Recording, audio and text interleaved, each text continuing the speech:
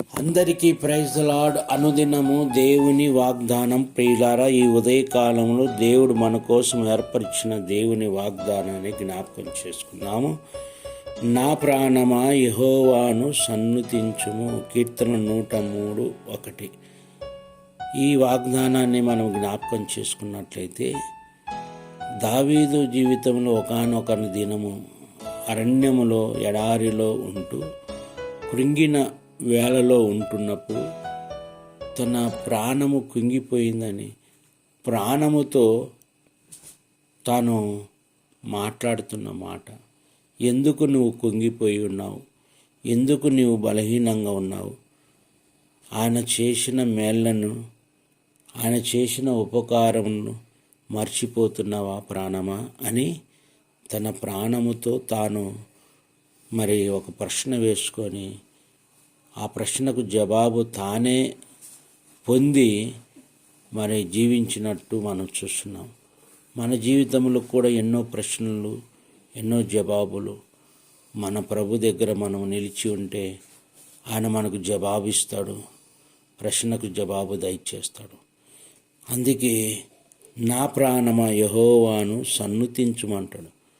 సన్నుతించడం అనగా దేవుణ్ణి అయితే ఎప్పుడైతే మనము సన్నుతిస్తామో, ఎప్పుడైతే మనము ఆహ్వానిస్తామో, ఆయన మన అవసరతలన్నీ కూడా తీర్చి దేవుడు. ఈ దినము ఈ వాగ్దానాన్ని బట్టి నువ్వు నీ జీవితంలో ఆయనను సన్నుతించినట్లయితే నీ జీవితంలో అనేకమైన మేళ్లతో ఆయన బలపరిచే దేవుడని మనం జ్ఞాపకం చేసుకున్నాం. ఈ వాగ్దానాన్ని పొంది విశ్వాసముతో మనం నడిచినప్పుడు మన ప్రభు అనేకమైన కార్యాలు మన పక్షాన జరిగించుటకు శక్తి కలిగిన దేవుడు. ఈ వాగ్దానం గురించి నేను ప్రార్థన చేస్తాను. ప్రియులారా, ప్రేమ కలిగిన మా ప్రియ పరలోకపు తండ్రి, నీ పరిశుద్ధ నామమును బట్టి స్తోత్రాలు చెల్లిస్తూ, ఇదిగో నాయన 103:1 మేము చదివినప్పుడు, నా ప్రాణమా యెహోవాను సన్నుతించుము అనగా, అయ్యా నీవు మా మధ్యకు రా, మా గృహానికి రా, మాతో మీరు ఉండండి అని నడిపించండి, మేము నిన్ను సన్నుతిస్తున్నామని తన ప్రాణముతో తాను మొరపెట్టినట్టు చూస్తున్నాం. ఈరోజు కష్టాలు ఉన్నప్పుడు, కన్నీరు ఉన్నప్పటికీ నేను మిమ్మల్ని ఆహ్వానిస్తున్నాము నాయన.